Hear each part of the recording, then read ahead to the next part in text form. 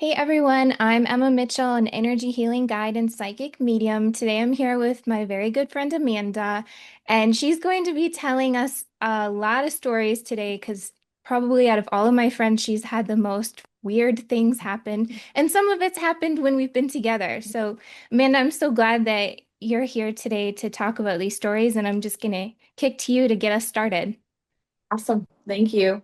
Yeah, I'm excited too. When you said you were doing this, I knew that this call was going to happen eventually because we have lots of adventures with these things. So I'm just going to kind of start out where it started for me, which was a really young age at the very first house that my parents purchased. It was near an Indian reservation in Michigan. And I don't know for sure, but I have a feeling that that definitely had played a part in what I experienced there as a child. Um, these memories are from a young kid, right? So like I'm not going to have a lot of details for these, but I think it's a good place to start so that people kind of understand where I started and where my background was and where it led me in my life. So we lived there when I was 5, 6 years old. And it started with hearing what sounded like other children, but I knew that they couldn't be other children outside. And they would try to get me to come play with them. So we had a pretty large lot. It was probably a couple of acres. And behind that was kind of like a tall field. And then really far back was the river. So like it wasn't, we couldn't see the river from our house, but I knew like as a kid that I could get there, like if I wanted to. And so we had a deep freezer in the garage that was a detached garage. And my mom would send me out there to get frozen hamburger for spaghetti or whatever. And I hated it. I didn't want to go out there at night because when, especially at night, I would hear the kids playing and talking to me and they knew my name. And it freaked me out. And like I knew that wasn't right and I knew it wasn't normal. So I just ignored it, which was probably the right thing to do, to be honest. But that, it kind of that was the start of it for me. Inside, I remember very clearly seeing little like fairy lights, like thousands of them, in my bedroom at night. And that really bothered me. I don't necessarily remember if it felt ominous. I don't think it did, but it didn't feel normal either. And so I would always like go get my mom and tell her like the lights are in my room again. And she would come and she'd turn on the light and she'd be like, there's nothing here. Well, of course, she couldn't see them because she would turn on the light. So one night I just like stopped her at the door and I was like, don't turn the lights on. And I just kind of like pushed her in. And I'll never forget like the way she just stood there. She stopped and she was like completely motionless and just looked around and then turned around and said, do you want to sleep in my room tonight? And that was it. Like she didn't acknowledge it beyond that, but she also didn't know, what it was. We've talked about it since then, and like we have, no idea. She felt like it was angels. She thought it was like protective. I didn't know because to me, it didn't necessarily always feel good. Sometimes it felt like there was something negative in there as well. In addition to that, I would hear people talking in like my closet in my bedroom, and I would see like shadows all over that house. One of the things that was really interesting, and I thought it was very playful at the time, and I just thought it was a neat thing that I could do at that house, was like running down the hall towards my bedroom, which there was no windows. So that may be clear. Like once you're in the hall, there wasn't like a window to the outside. It was just like a hall, my sister's bedroom, my bedroom, and then it went into an L. And there was a bathroom and my mom's bedroom. And I could run down that hall and my shadow would race me and it would run past me and turn the corner. And I thought that was the coolest thing. And I don't remember like at what point in my life I realized like that wasn't possible for your shadow to outrun you. But I did eventually realize that. And I remember thinking, like, in our next several houses that we lived in as a kid, like, man, I just can't get my shadow to chase me like it used to, like that's so weird. And one day, jumping ahead many years, we're adults. My sister and I are in the car driving somewhere. And she says to me very nonchalantly, "So, at what age did you realize that our shadows couldn't run past us?" And I just kind of looked at her because we had never really talked about it. And so that was a very validating moment. Like it wasn't just like some random childhood memory that you make up as a kid. It was definitely something that I experienced, and my sister also experienced it. Um, yeah. So I think that's really where it started. Very weird things that I can't really explain. Um, and from there, it kind of progressed. The next couple houses that I lived in as a kid, I don't remember anything strange happening there or having any weird feelings. But when we moved out to the lake, our lake house, things started happening there pretty quickly. Take a little drink. Um, at the lake, it was, I think, very much like a property situation. I think it was the land all over the place. It wasn't just at our house, it was at many houses. And it was a pretty strong thing. Not only could it talk, it could mimic voices. Um, it banged on walls, like from the outside, it would bang on your bedroom wall. Um, it like would click the keyboard on our computer, it would click. One day we left up like a Microsoft Word document and it just was like a bunch of random key clicks. Um, we saw my mom had like an antique clock that you had to wind, and we saw the door open and it wound like the key started to turn on that one time. And that was just like at our house. A couple houses down, I babysat for them before we even lived there. So it wasn't me, I didn't bring it with me. But before we even lived there, when they were building, they started to experience things. Um, and so during that time, it started out as a smell, smelled like rotten oranges or like rotting fruit. And they would smell that like before they even had like flooring in the house. Like this is just like the walls are up, the rooms are like stubbed out, everything's there, and there's like subflooring, but like they haven't put anything into the home yet, is when they started to notice that like rotting smell. Now, it did go away for a long time. And the first time it came back was when I stayed there because I used to babysit for them. And I slept in Michael's room because I was going on a vacation with them. And I slept in Michael's room. He slept upstairs with his parents. And in the morning, I told them, like, there's this horrible smell in that room. That was the same room that the smell had been in when they were building, but it hadn't come back in years. So that was really interesting. And that was kind of where things did start to pick up at their home. Um, Michael used to tell me that he saw people, which really freaked me out. And he was just a little boy. Like, I think I started watching him when he was 2 or 3, and I watched him until he went to kindergarten.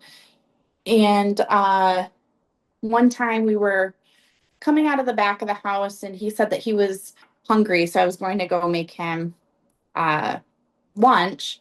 And I walked into the kitchen, and they kind of had like I get so the stove was here, and then it went like this, and then it curved, turned, and then the sink was here, and a pan that was sitting next to the stove went down the counter, turned the corner, and then flew into the sink really hard. And Michael's probably 4 at this point, and he looks up at me and he goes, "I'm not really hungry anymore." And we just went in the living room and kind of like didn't talk about it anymore. When that happened, I actually told Wendy about it when she got home from work that day. And I was like, I really don't want you to think I'm crazy, but I saw this and Michael saw it. And like earlier in the day, he was telling me that he didn't want to go to the bathroom because there was a man in the shower. And so I told her all of that, and she said, there's been something here for a long time, I think. And so we talked about it. And then that was the same summer that twice my sister was scratched on her back. So I would say this was kind of like a ramp up. Like we had all these little things that would happen from the moment we got there. And then there was just kind of like ramp up this summer for whatever reason. And we were walking several houses away. That's why I feel like it was something that was like very mobile, or it was with the land. Like it wasn't part of someone's home or attached to something. It was a very mobile thing because we were a good distance from our house the first time it happened, and I was walking behind her, and she screamed and kind of like grabbed her back like this. And I picked up her shirt, and she had like claw marks going down her back, like from shoulder to hip. And that really freaked us out, obviously. It didn't leave a mark though. Like it looked deep, but then, it went away. It was really strange. Like I don't know how to describe it. It was red and it looked deep, but it left no lasting mark. Um, then I don't know, the same week, maybe a couple days later, we were walking from our house to Wendy's house. That's where the little boy was that I babysat. We were going to go use their hot tub. So this time we were in our bathing suits. So no t-shirt. I was right behind her. We're walking. She screams again, and I literally watched at the claw marks appear on her back. So when we got to Wendy's, we showed her and we talked about it. And that was when Wendy decided she was a devout Catholic at the time, and she called her brother, who held some sort of position in the Catholic Church, and started talking to him about what was going on. And he suggested that we exorcise the land.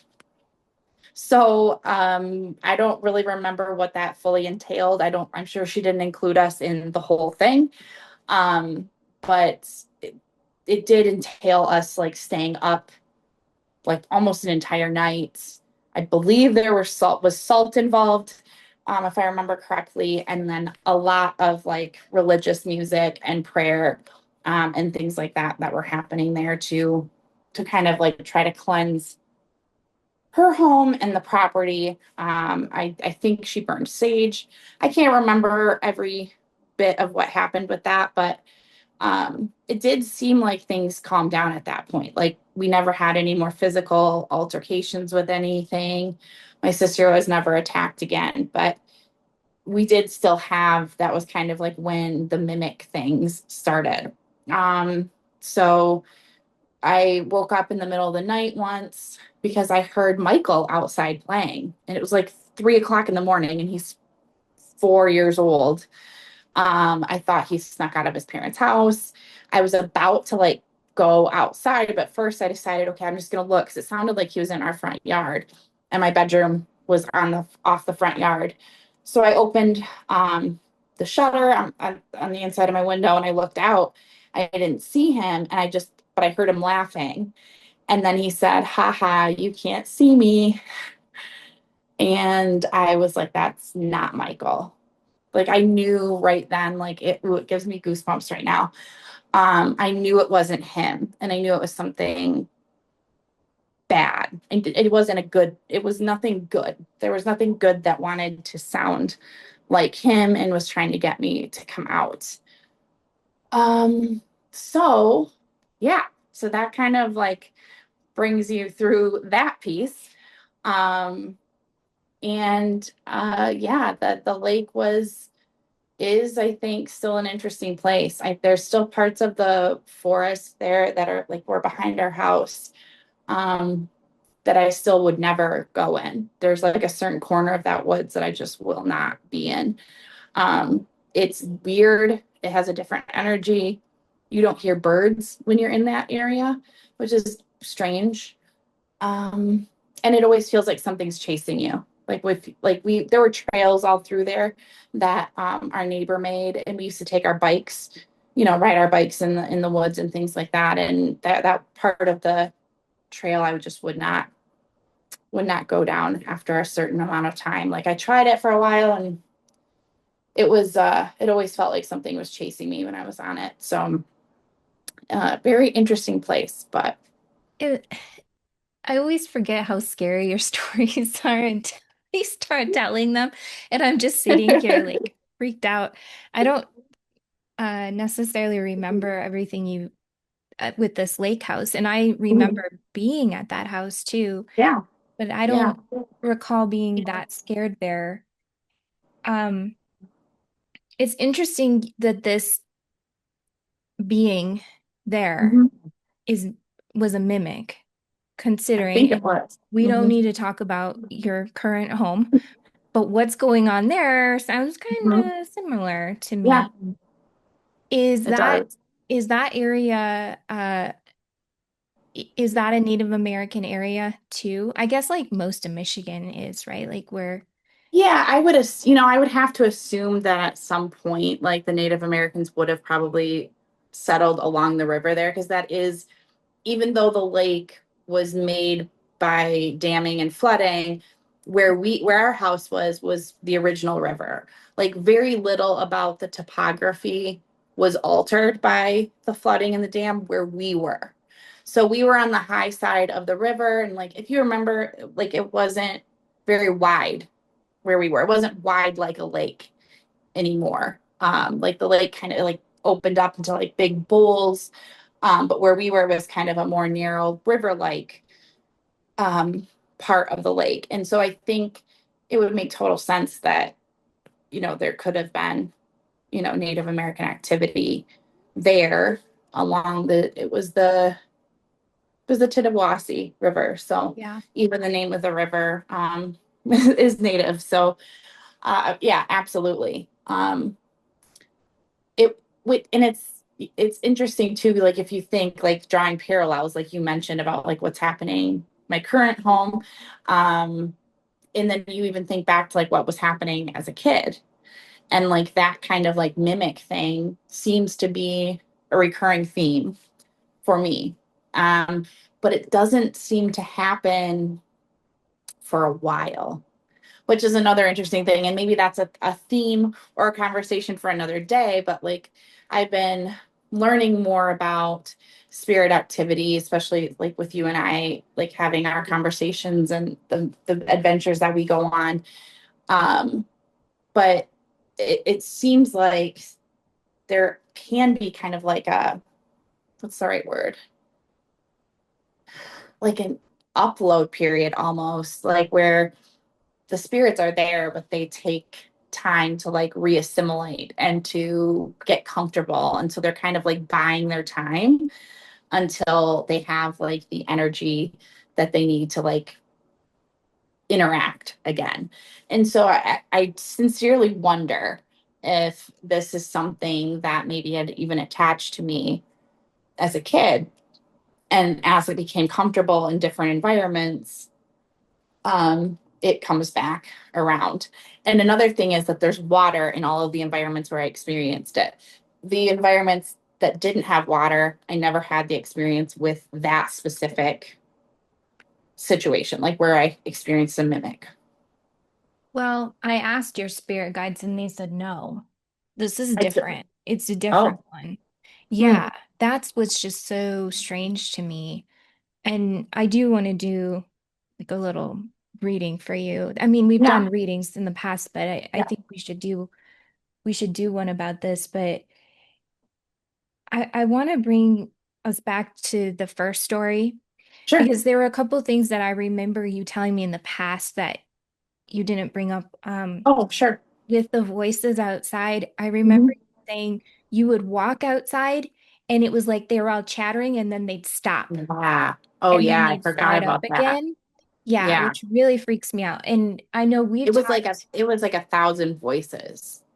in, Like it was so loud. It was like so much happening. yeah. Yeah. Hmm. And I I can't mean, believe I forgot that. Thank you. yeah, no, I think that that's such a, most people could probably picture it, where hear it, right? That Mhm. thousands of voices and then they just stop once you walk outside. It's such like a creepy image. And also that they would try, didn't you say they would try to get you to like come into the woods or something like that? Well, the woods was really far away, but there it was a Okay. tall like field. Yeah. And Okay. they would, yeah, from the field. That's where I heard them was like from the field, or at least I thought that they were coming, that it was coming from the field, but they would like, Amanda, come play with us, like come out here. Like, yeah, they were trying to get me to come out there. Yeah. Yeah. And I know we looked up little people in the past Oh because that's yeah. like a Native American thing. And that's kind of what Mhm. it sounds like, but we don't know Yeah. for sure, right? And Mhm. and I know we've also talked about the fairy lights in your room because I told you when I was a kid, Yeah. I would see little lights in my room and I would hear them speak. But what I learned Yeah. later on was that those were actually my spirit guides, like Mhm. comforting me. And they looked Yeah. like little, colorful lights, almost like oh my gosh, what is that? Oh, what is that game that we would play as kids and Light Oh, Bright? light bright? Yeah, Mhm. that's like what it Yeah. reminded me of little lights like that. But I Oh, know so we've yours were talked, colorful. mine were colorful, but they would speak to me and I never felt scared. Like I felt very comforted by them. Yeah. So I know that Yeah. your situation is totally different than that, but I just think it's interesting that we both had light Yeah. experiences. Yeah. Yeah. There was one time that my mom and I saw colored lights, but that was, I have no idea what that was. I, to this day, and I've asked her about that too. She told me at the time, like, there was a small airport near our home, like a small, like, not like, when I say small, I mean like a Cessna flies out of it, like a very small airport, not being used in the middle of the night. Nobody's flying in or out of it. And she blamed it on the airport lights, which we could not see airport lights. It was like I said, it wasn't that kind of airport. Like, Yeah. but yeah, it was red and blue and green. It was very, and it was different. It was like more. I don't even know. It was kind of like if you had something where you were like playing different musical tones and different lights, like were a different tone of music. That's kind of what it reminded me of Like a UFO. as a kid. Yes. Okay, I wasn't going to get into that, but yeah, I mean, maybe. Yeah. I don't know. I Yeah. don't know. I Oh never man. say never. So, Yeah.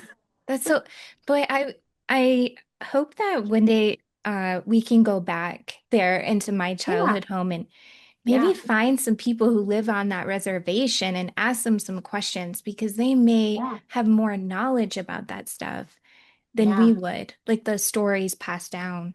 Yeah, Oh absolutely. man. Okay, now let's get into your first adult house because Okay. that one's That one's these are probably crazy. the, This one's the scariest one, I yeah, think. I think it is. It's the scariest one for me, absolutely. It was certainly the most powerful thing I've ever experienced. And I say that because it could control objects so well. Doors, mostly doors. I think it wanted me to feel unsafe. Um, so when it's so like, gosh, there's so much with this place. I need to slow down for a second to figure out where to begin. So when I first walked into that home, there was like an immediate like draw. Like I was like, I have to be here. I have to buy this house. It wasn't the style home that I thought I wanted. Um, really, there was like nothing about it. Like it was cute. It was a bungalow. It was a 1940s bungalow. It was cute. It had a lot of character. But there was nothing about it that was like what I thought I was looking for, but I had to have it. Um, And shortly after moving in, I was like cleaning out things. And there was like a storage area above the garage. And I was cleaning things out and I found some things from the previous owner. And there was a bunch of like it was a baby book actually. And it had like cards, like baby's first birthday, maybe cards. And there was a card from someone with my last name, which I to this day, like I did a deep dive. I tried to figure out how in the world could our families have been connected some weird way? Like, because it's not that there couldn't be different people with my last name, but most of them in the United States are connected to me somehow, because we emigrated here from Ireland and Scotland. So And it's not a common last name. It's not a common last no, name. I've there never met is anybody. there is a town in South Carolina with that with our last name though. Oh, really? Okay. Yeah. Interesting. It's not, but yeah, it's not Smith or Jones. It's not, yeah, for sure. But yeah, so that was very strange. And I remember feeling like, oh man, this is like it right then. I was like, did something bring me here? Like I thought that was very odd. Um, and I tried to contact the family because obviously I wanted to give them their things back. Like I didn't want to have their baby book. I'm sure they didn't mean to leave it there. But when I contacted them, they said it wasn't theirs. It was actually the people who owned it before them, who actually, I believe, I was only the third owner. So like the pre people that built it were the people I bought it from. So it was built in I think the mid to late 40s, if I remember correctly. It was like 46, 47. Um, so they lived there until they passed away. But it was a baby book from someone in their family. So that's like even more strange, actually. Um, but anyway, so that was the first moment where I was like, this is kind of odd. Um, and then like things started happening, started out pretty small, like things going missing, and turning up in strange places that I hadn't been. Um, yeah, things getting moved around the house, going missing, finding them like in a random drawer, like, just weird things like that. And it was like socks and underwear stuff. Like it was just weird stuff, like things getting taken out of like my dresser and getting moved somewhere else in the house. Weird stuff. And then trying to remember like when it first happened, it started out with the front door, which had a very special lock on it. I feel like that's important because of what happens with this door. Um, it's a lock that is considered to be like you can't pick it. It's got like multiple, it's built into the door. And it was like original to the house. And so it has like a series of things inside of it that have to catch one after another in like a cylinder, which is similar to a normal lock, but it's also different. It had a special, like almost like a skeleton key that you had to use with it. And there was only one, and I was the only one that had it. And I always kept it locked. I didn't use the front door. There was a door off of the driveway that we came into that went into like a breezeway and into the kitchen. Like so, I never went through the front door. And so it was always locked.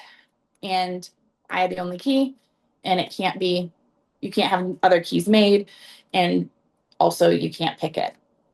Well, I was in bed upstairs. So the front door, if you came in the front door, it would be immediately met by the stairs.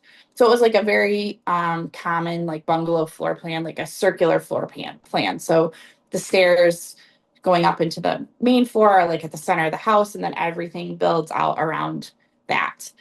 Um, and so like if you came in, you would go right up the stairs. So my bedroom was at the top of the stairs, and I had the bedroom to the right, and there's another bedroom to the left, and then a bathroom between the two. And I was sleeping, and I felt a cold breeze, and I was like, that's weird. And I just like didn't think much of it. And then my door opened, and I was like, that's weird, because I was the only one home. I did have roommates, but they weren't there, and I was the only one home. So I like got up, I got to the door, and I was like, oh my gosh, it's so cold. Like, I don't know what's going on. So I go out and I stand on the landing, and I look down, and the door is wide open at the bottom of my stairs. So I thought that's unsettling. So I go downstairs, I shut it, I lock it. You had to have the key to lock it too. That's the other thing. Like you can't just like bolt lock it. The key is required for all things. So I relock it with the key. I go back to bed. The next night it happens again. It happens like this for, I believe it was a full week, every single night. It would happen whether I was alone or whether my roommates were home, but that door was coming open every single night. And I couldn't figure it out. It made absolutely no sense. So, uh, at the time, it was just like myself and Tiffany that were living there. And so it was just girls. And I met someone and we ended up moving in together pretty quickly. And after he moved in, it stopped. And so I thought, okay, maybe like somebody was coming into my house. And now that there's a guy here, they're not.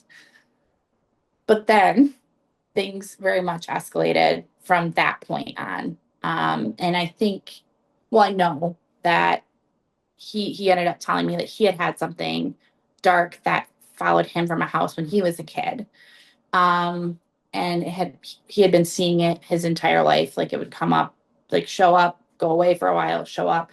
But it's a very dark and like ominous, like oppressing thing. So I hadn't seen it. He said he thought it was gone. He said he didn't think that it had followed him from his last. He was living out of state before I met him, and he didn't think it had followed him this time for whatever reason. He didn't think that. So things actually seemed okay for a little while. And then things started happening again. Lights flickering, the basement door opening on its own, which was interesting because then I finally understood maybe why there was a lock on it from the main floor. I was like, that's weird. Why would you have to lock the basement door? Well, I guess I kind of like chalked it up to like having little kids and like not wanting them to fall down the stairs. So I was like, okay, that makes sense. But then when the door started to open on its own at night, that was weird. Um, at this point, like my sister had graduated from college, so she was living with me for a while. She saw some like a very tall, like a 7 foot tall black, like couldn't see through it, figure standing in the doorway of the main floor bedroom. And just, one thing after another. Doors opening, things moving, and just kind of like a constant oppression, like nothing good. Like it felt like you couldn't have a good day. Um, there was like it was just darkness, frustration, anger. I think it was mostly anger. Like I don't remember it feeling like sad, but it was like heavy with like anger and like jealousy and like things like that. Like just a very dark feeling. And the first time that my new boyfriend went back to visit his family out of state, uh, that night, like he left his dogs with me and I was by myself. And that was the first time that the back door, the door that we did use, started to come open on its own. And it would start like I would sit there, I was watching TV. And so you couldn't see, like I said, the staircase was in the middle of the floor or the middle of the house. So like sitting in the living room, like looking towards the kitchen, the stairs are in your way. And so the dogs both like sat up, perked up, and like tilted their heads to the side, looking towards the kitchen. And I was like, what are you guys doing? And then I heard a huge bang. So I went to the kitchen and the door had been thrown open. I was like, okay, that's weird. So now that door did not have a working lock on it, but the entrance into the breezeway had a door that locked. It had a padlock on it. And then the garage door that came into the breezeway also had a lock. So I checked both of those doors. They're fully shut. They're fully locked. The back door to the backyard is shut and locked. There should be no breeze. All the windows in the breezeway were shut. Like I couldn't make sense of it. So I shut the door, preheat the oven for my dinner, come back into the living room, sit down. Dogs, a few minutes later, dogs do the same thing. They sit up. One of them starts growling this time. The door flies open again. I hear it. So I'm like, okay, this is getting effed up. Um, I was definitely freaked out at this point. So I went back into the kitchen. I think it was a frozen pizza. I threw the frozen pizza mid 20s. You know how it is. Throw the frozen pizza into the oven. This time I had a big luggage rack bench thing at the back door for like sitting down, putting shoes on or whatever. So I pulled that over, which was quite heavy. I pulled it over in front of the door. And then Alyssa had a box of books from university. She hadn't finished unpacking yet. And it was like a big heavy box of like all of her textbooks. And so I just grabbed that and I put that on top of it for extra weight. So I mean, I'll be told like that the rack had to be like at least 30 pounds by itself, and that box had to be like another 30 to 50 pounds. So like, anywhere from 50 to 80 pounds against this door. And I'm like, nothing's gonna happen now. So I go back into the living room and I'm eating at this point now. And we're watching and nothing's happening. Everything seems good. The dogs are good. I'm like, okay, everything's good. And same thing, starts again. Dogs up. This time they stand up though. They aren't just like perked up. They both stand up. Both of them start growling. And I hear it like boom. And I run in there, and the box is on the ground, and the luggage rack is in the middle of my kitchen, which is a very big kitchen. It's in the middle of the kitchen. And I could not explain it. Checked all the doors again. Nobody's here. Nobody could be here. I'm alone, fully alone, and this keeps happening. So at this point, because I can't lock that door, the lock doesn't work. I, so silly, I grabbed like butcher's twine and I tied it around the knob and I tied it to my cabinet door to like keep it like it couldn't open all the way. Like that way you can't like get in. It could only open like this far. So I was like, if a person is out there, at least they can't get in all the way, or at least I'll have to hear them if they're trying to get in here. No explanation for it. Looking back, I think that was my ex's thing. And it was mad because he was gone. And that's why it happened like shortly after the same day that he left, the first night that he was gone, it couldn't find him and it was pissed. Um, I really fully believe that. Uh, Can I ask, and maybe you yeah, said, yeah. there wasn't a storm or anything. There wasn't any wind. It was normal. There's no explanation. Yeah. No explanation. I tried to find an explanation because like I did not want to be freaked out. I was, like I said, I was by myself. I think Tiffany had moved out at that point. Alyssa was there, but she was working a serving job, so she didn't get home until like 2 o'clock in the morning. And then I did have another male roommate at the time, Chris. He had moved in sometime like in that. It was kind of a revolving door of roommates for a while. We were all in our mid to late 20s, like getting started with our careers and needing a place to crash that wasn't our parents' house. And so like it was everybody kind of lived there while they got on their feet and moved on. So at the time Chris was there, but he was out, like he had a thing for strippers. He was out doing that thing. Um, and so yeah, I messaged him and I said, I have no idea what time you're coming home, but if you could try to come home earlier, that would be great because this weird stuff is happening. And also, whenever you do come home, like text or call me before you get here because you can't get into the house. I have the door barricaded and I have it like tied to the cabinets, and I don't want you to like break a cabinet door off because you can't figure out why you can't get into the house. And he like laughed. He like LOL'd me via text. And I'm like, no, like, yeah, you don't get it. Like, shit's going down at this house. I don't know what's happening, but it's not good. So I did end up calling my ex, or he called me. I can't remember which, but he called me, and I told him what was going on. And he kind of just was like silent about it. And that was, looking back again, I thought maybe he just thought I was a weirdo, but like looking back, I think he knew exactly what it was. And just didn't want to admit it or tell me. But it was mad.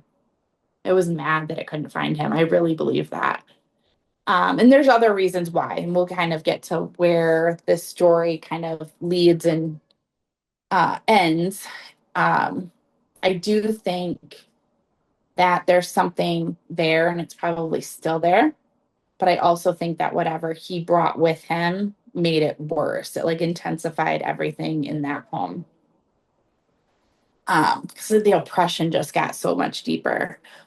Um, so yeah, life goes on. We see this dark thing wandering around the house periodically. It'll go away for a while.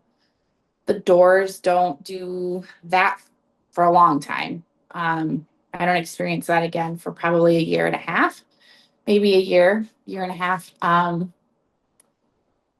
But my sister moves out, things kind of like calm down. There's just Tiffany there and my ex.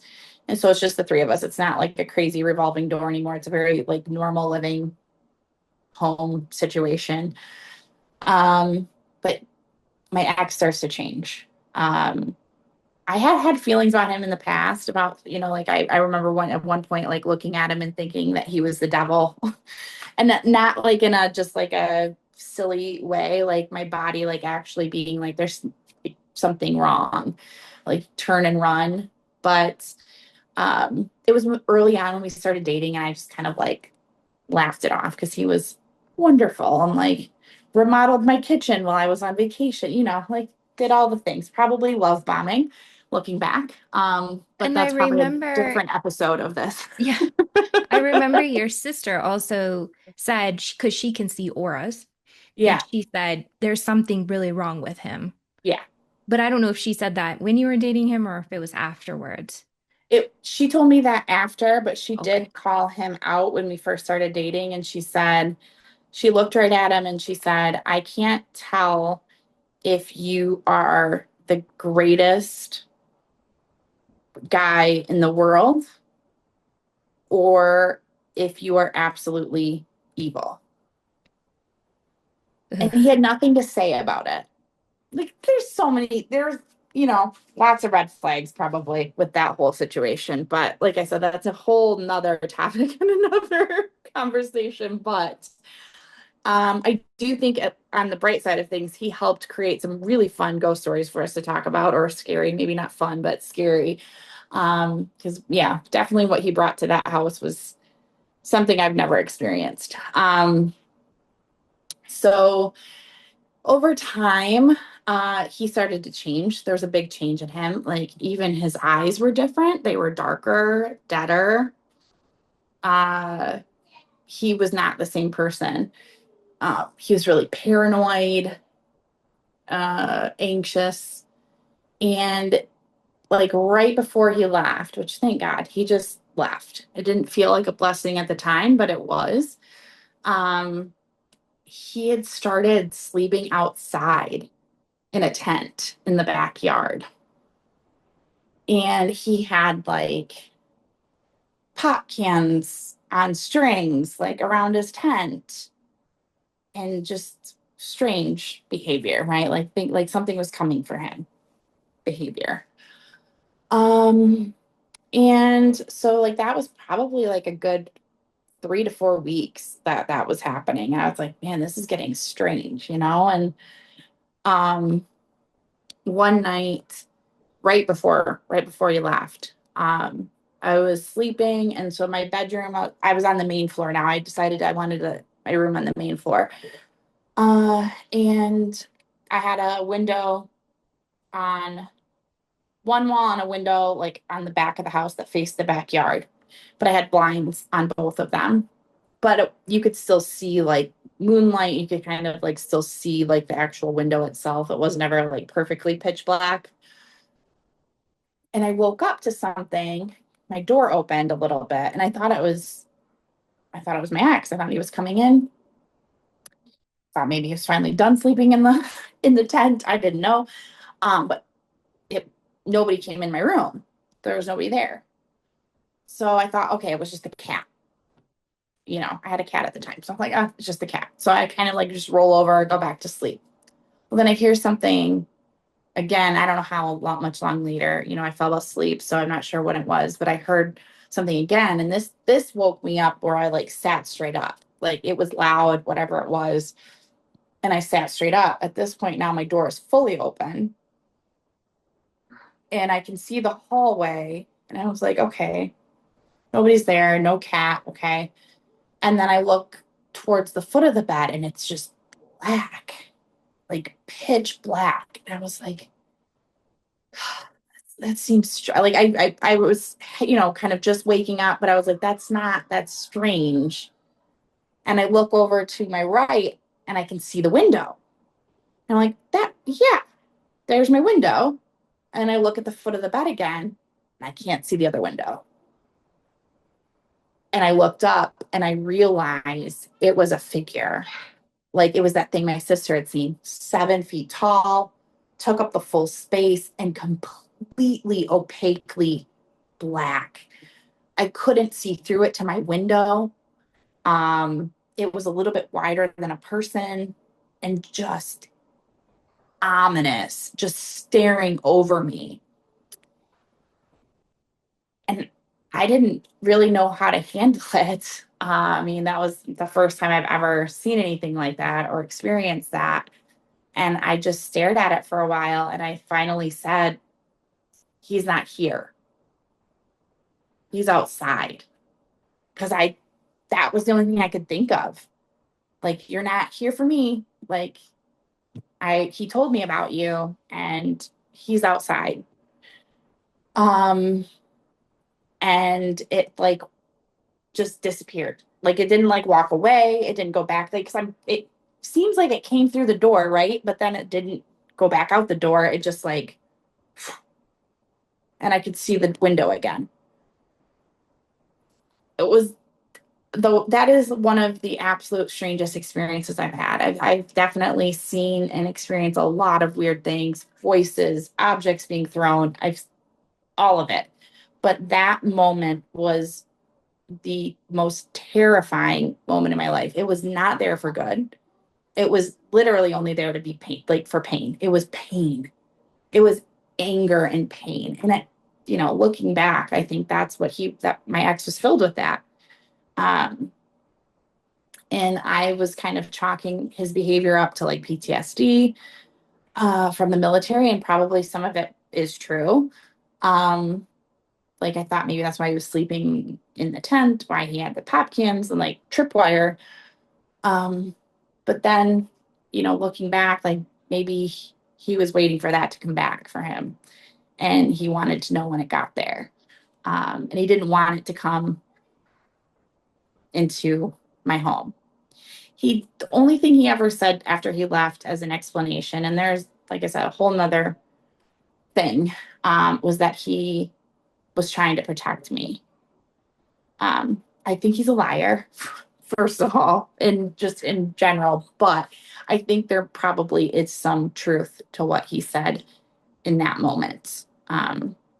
So after he like I said, left unannounced, while I was at work, and that night was the craziest night at that house after he left. I had gone upstairs. So at this point, Tiffany was there living with us, and our friend Kenny was over that night because of what happened. He came over to help out and like be there with us and be there with me. And they were staying up late playing video games upstairs, and I was in my bedroom downstairs. And oh, it was probably like midnight, 1 a.m. And we all heard the exact same thing. I wasn't asleep yet. I was, devastated, I thought. And so I was wide awake. Um, and I heard the door from the kitchen open, and every like cabinet door opening and slamming and opening and slamming, like somebody's pissed and looking for something. And I was like terrified, like somebody's here, like what was he doing? I thought it was about him, like, and maybe he was running from some like a real thing. um and then Kenny and Tiffany went downstairs and there was nothing. They came to my room, and we couldn't find anything. We like walked around the house. We each had a baseball bat. I know that's silly, but we didn't know what we were dealing with. Um, and we were just walking around trying to find whoever had come into the house and was banging all of our cabinet doors. Well, couldn't find anything. So we went back to bed, back to our rooms. They were playing video games, and it happened again, like an hour later. Everything. And it was just like that whole night was just constant movement, um, things opening and shutting, doors slamming, the whole 9 yards. It was a really wild night. Like we could not figure out what was going on. And then the next day, it was gone. And it really felt different. Like the house felt different, like almost immediately. And then over the next week or to 2 weeks, things like completely shifted. Like it, the only way I can think to describe it is like, um, like after like a week of like rain and clouds, and all of a sudden you see sun. That was like what happened on the inside of our house. And it was like a totally different feeling. And it didn't feel heavy anymore. And everybody was like enjoying being there. Um, the doors stopped coming open. Never experienced that again. Never experienced any of the doors in the house coming open again after that point. Um, Still little things we would experience, and there's definitely still something there, but I think what was left was what was there originally, and it was not necessarily always trying to like cause harm. I think it was mischievous. I think though that it could cause problems, but I don't necessarily think that was its main goal. But yeah, maybe that's what we'll figure out if we do a psychic reading on that place. I would definitely like to know because it's gone. I sold it in 2019 and it's been on the market twice since then. And I was telling you earlier, I had completely redone it before I sold it. And by the time it sold again 2 years later, like it was destroyed. It just like, it cannot seem to like, that house just doesn't want to be there, I think. Sometimes I think it just wants to go.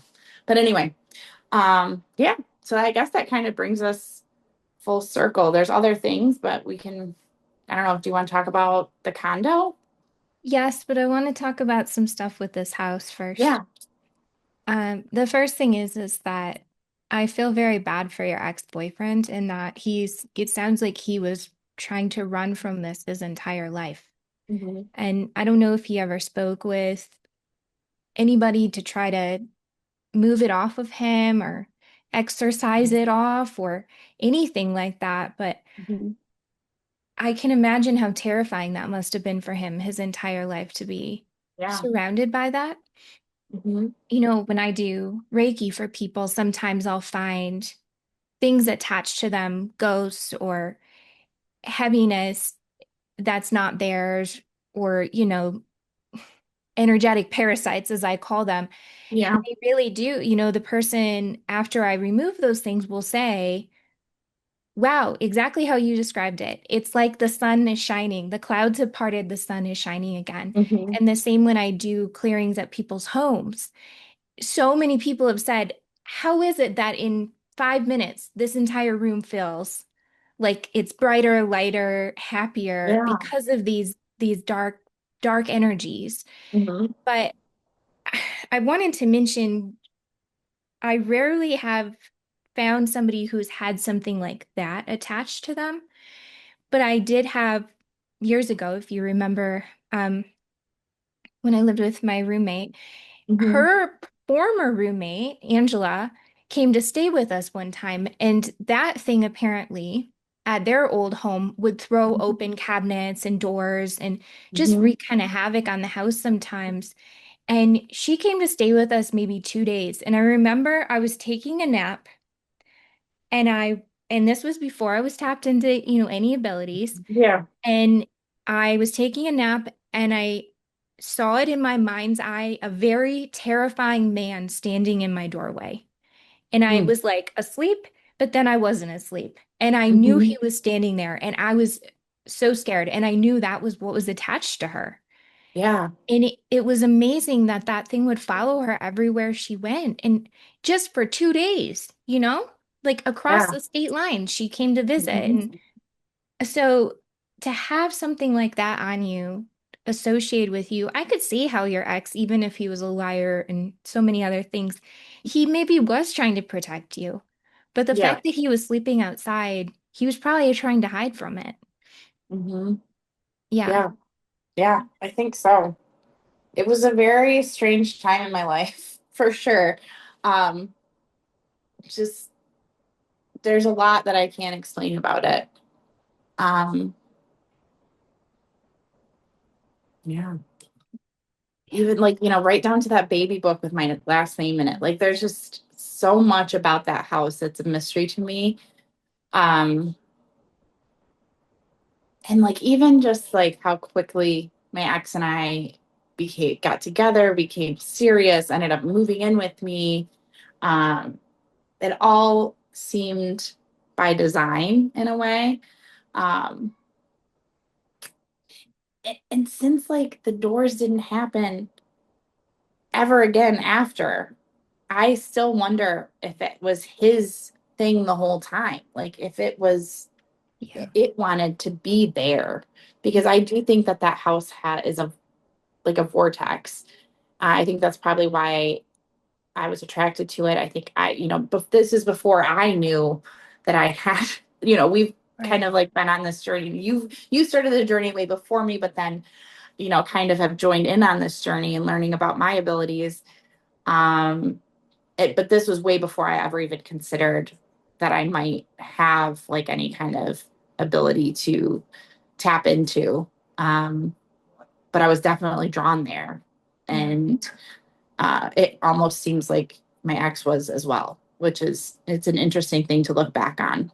You know what? That was the other story I wanted to say is I did a house clearing for somebody a few months ago, and she told me she was so drawn to the home. Like everything about this house, and that house was haunted as hell. It was so freaking haunted, like scary stuff in there.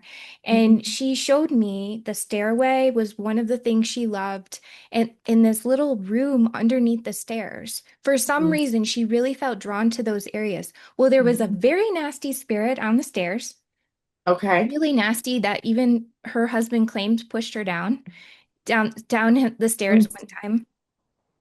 And underneath the pantry was this farmer that was from the early 1900s or something. Nasty, nasty spirit. Like I saw him, it was like red eyes, teeth, Ooh. scary looking dude. I moved Mhm. him out, but when he was moving out and I saw him, he had flannel on, the homeowner, was like, I felt such a deep sorrow when you were moving him out of here.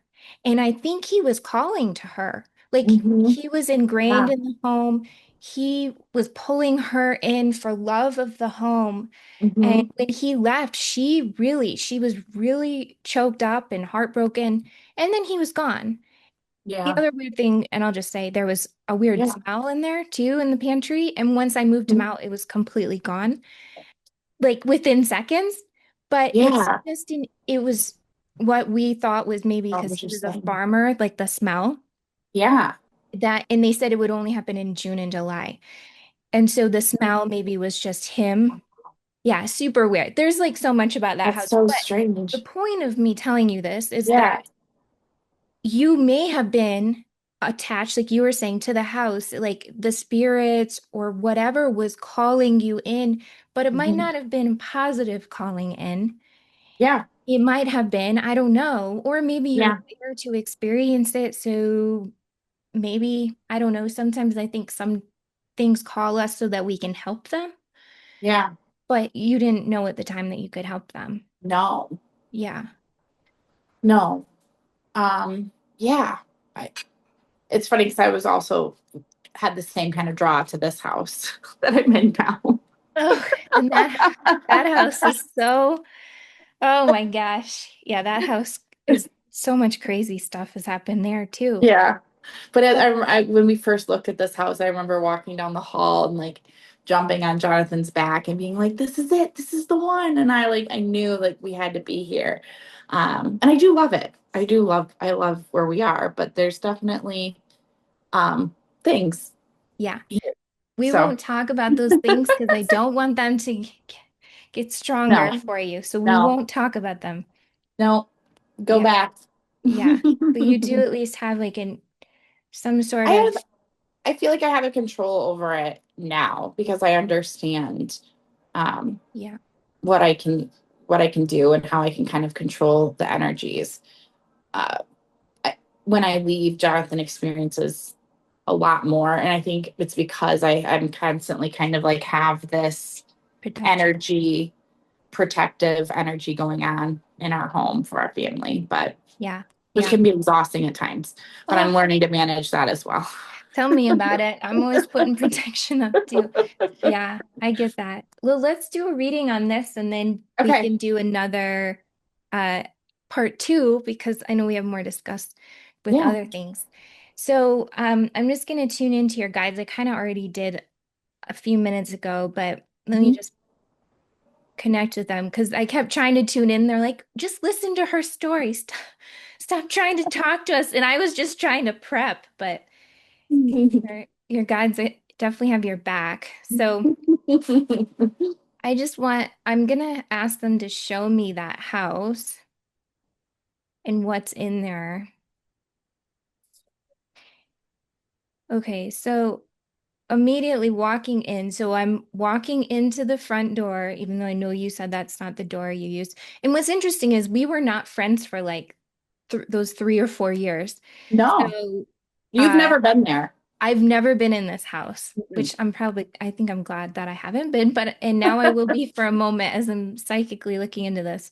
Mhm. So immediately walking into the front door, I see like this old woman spirit, Okay. not not anything, unkind, just Hmm. there. I'm sensing some darkness upstairs. There's definitely, how many bedrooms were up there? I'm seeing maybe three, Two. two. Two, but a really large bathroom. Like if you didn't know you were in like that it was a bathroom, it's big enough to be a small bedroom. Okay, what's the middle one? Like That's the once you, bathroom. okay, so that's where I'm seeing there's like a dark energy there with some red Yeah, we could eyes. never keep it warm. Yeah, there's a, It was yep, ice cold in that room all the okay. time. Yep. Hmm. So that's where I see it's like a dark entity with the red eyes, which are the nastier ones. So yeah, the bedrooms look okay. And then just walking back downstairs, maybe it looks like a spirit in the kitchen. The basement has very dark, dark energy. I'm getting Hmm. like nauseated just even looking down there. Like I'm scared and I shouldn't be scared going Hmm. down in there. Hmm. There's like it looks like a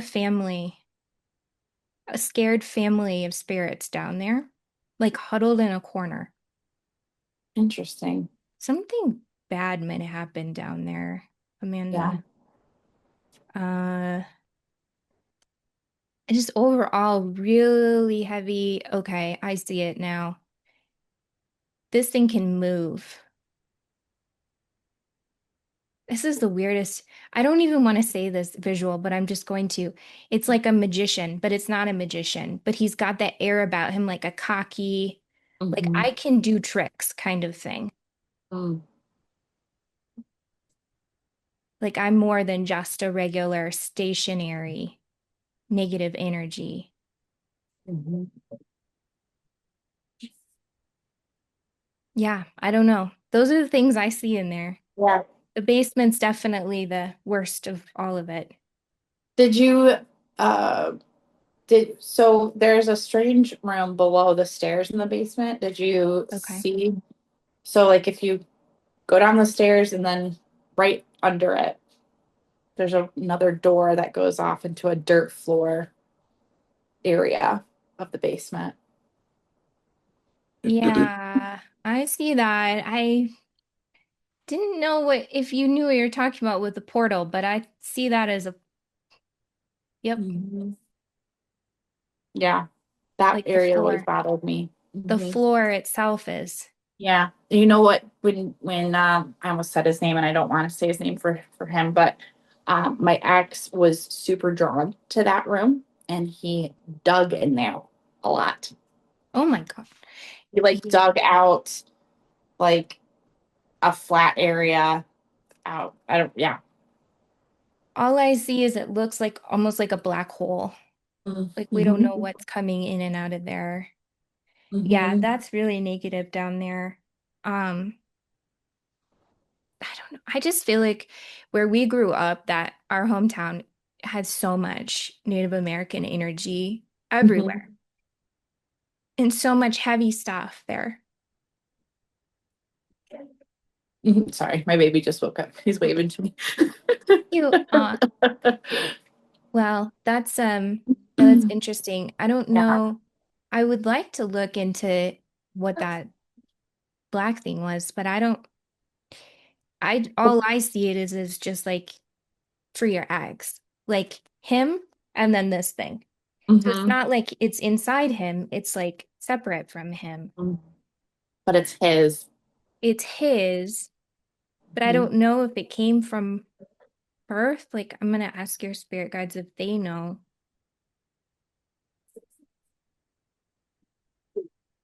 No, just like a young age. Yeah, that's what he thought too. Like he remembers Yeah. he was middle school, and he had a friend over. Craig, was with Oh, him when it happened. They both saw it. They were in the basement of his old house, and um, it like they saw it run under the pool table, and it was so dark and thick they couldn't see the other side on the other side of the pool table. That was the first time he ever saw it, and he fully believes that that is when he experienced it for the first time and that it has stayed with him since then. wow. Craig never went back to that house, by the way, Yeah. and they Okay. were best friends. I remember there was a pool table story. That was the Yeah, story. It's yeah. weird though, because your guide said it was like age two or three. Oh gosh, I don't want to talk on here about his history, but he Just, had some pretty traumatic, awful things as a little kid that age oh, that's specifically. Yeah, terrible. Poor guy. yeah, yeah. Boy, as not good of a boyfriend he was, I do feel bad for him in just Oh yeah, so many absolutely. ways. What would his life look like if that wasn't attached to him? Hmm. Jeez. Yeah. Well, let's wrap up this Okay. episode, this part one, because I know we have more stories and more things we want to talk about. So, Amanda, thanks so much for being with me today. And we're going to have more conversations maybe next week about Sounds good. this. So, thanks so much for Thanks for telling your having me. stories. And yeah, I really want to normalize this for people because I'm sure people have had similar experiences, but it's so Mhm. out there, some of the stories that you have.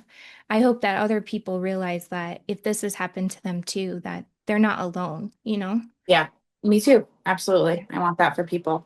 Yeah, It's hard to go through thinking that you can't talk about it with anyone. So, exactly. Yeah. yeah, And that's why our friendship is so valuable. absolutely. Yeah. Just one of the many reasons, though. Yeah, exactly. Well, if anybody else wants to be on this show, just send me a message because I'd love to have you and hear your stories. Have a great rest of your day.